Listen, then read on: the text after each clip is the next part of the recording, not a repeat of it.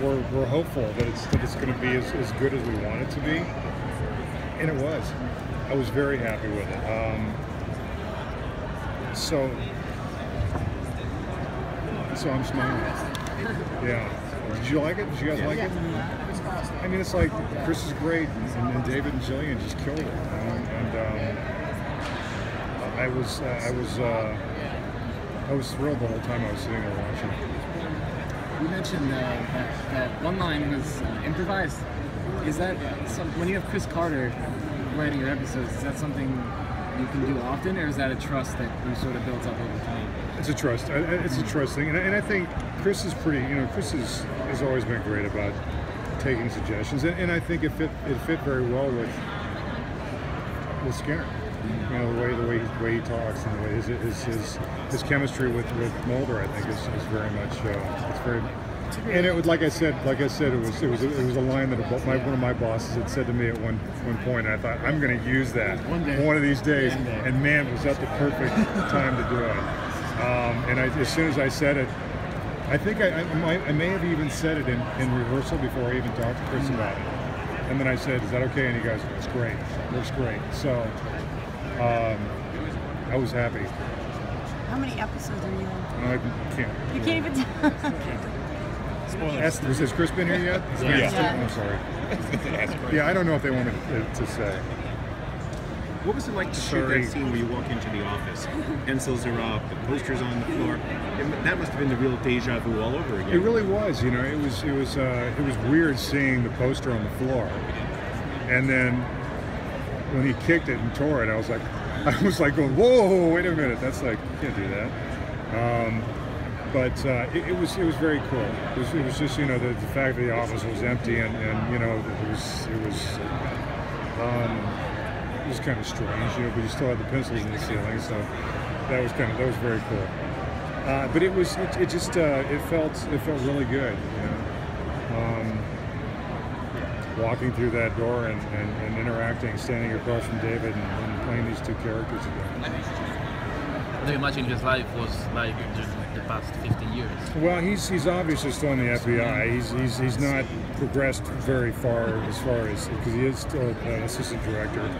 And I think that a lot of that is probably due to the fact of his relationship with Mulder and Scully over all those years, and the way things ended with them when they left the FBI. So he's probably been ostracized to a certain extent, and maybe punished, but he obviously has, and I've been meaning to talk to Chris about this because I don't know, but who else in the FBI would open up the X-Files?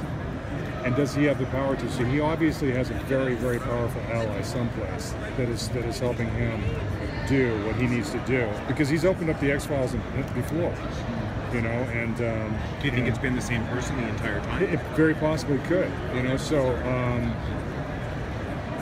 As an actor, I probably should know that in my mind. That should be very well cemented. But it is that thought is there that he has some connection to somebody very, very powerful, who's helping him to bring about the things that he feels needs to be done,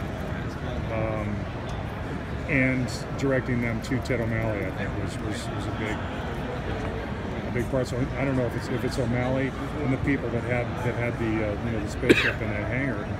If there's somebody behind them that he has some connections to. What do you guys think? Kirsch. Kirsch.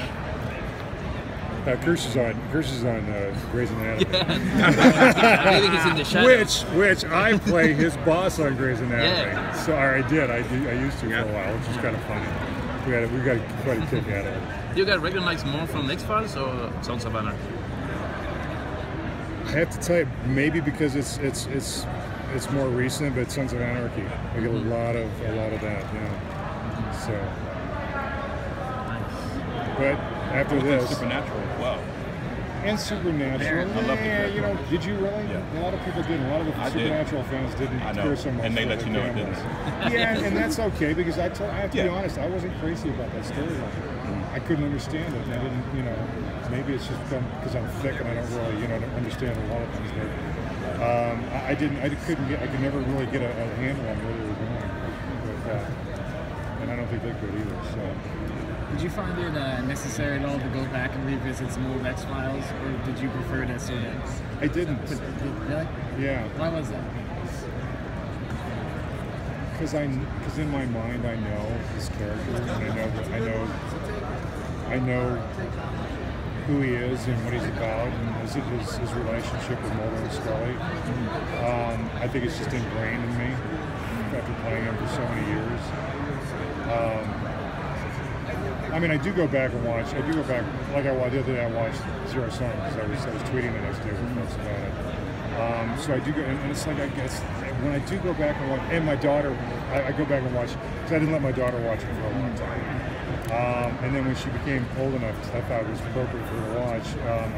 I would sit down and watch shows with her. And it's going back and watching the show is so, for me, it's so fulfilling because it was really good, and at least I thought it was really good. Can you separate yourself from him? Can you watch it as you watching Skinner, or are you still watching yourself? A little bit of both. I still see. It depends. Sometimes I can see that I really lost myself in Skinner. Sometimes I could see that I was acting. That as an actor, that's what bothers me. There's certain characters. I did a character in Criminal Minds that. That's probably my favorite performance of anything I've done on screen, because I lost myself in that character so much. And sometimes I don't think I allowed myself to do that with Skinner. I think I could have done a better job with Skinner in a lot of episodes. But that's just me being very critical of myself. Can you say anything of like what your character goes in this? Not any more than what you guys saw today. Is there anything that surprised you coming back? I don't know, maybe something was different or felt different from before? No, nothing. Everything felt. I run into Jillian and I see each other at these things, on occasion. So I've seen her a number of times over the years. I haven't seen David for a long time. So I mean, as far as seeing them, it felt normal. But as far as the character of the show, no, not really. Other than the fact Skinner no longer has hair on the top of his head and he has hair on his face. Would you say then that there's a lot of timeless qualities to the show that's not just coming back because it's a nostalgia wave, like all the movies that get rebooted, for example? I think it's very valid right now with the way our world is and the way the governments and the interaction of people is just so, excuse me, it's so fucked up, and so it's I think that there's a lot of stories to be told through this show with that stuff. I mean, it's like we're in a mess. This world's in a mess, and if I was an alien, I wouldn't be coming anywhere near this. Fix it up a little bit. Being an FBI, so an officer of the law and the government, how do you say Skinner has reacted with all the hacking and surveillance and Snowden and stuff? Well, I mean, the fact that he's directing Mulder and Scully to Ted O'Malley, I think this pretty much answers that question. Yeah.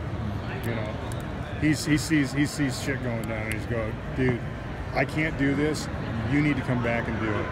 So, and I will be here to help facilitate whatever you need to do. Does that make sense? Yeah. Thank you.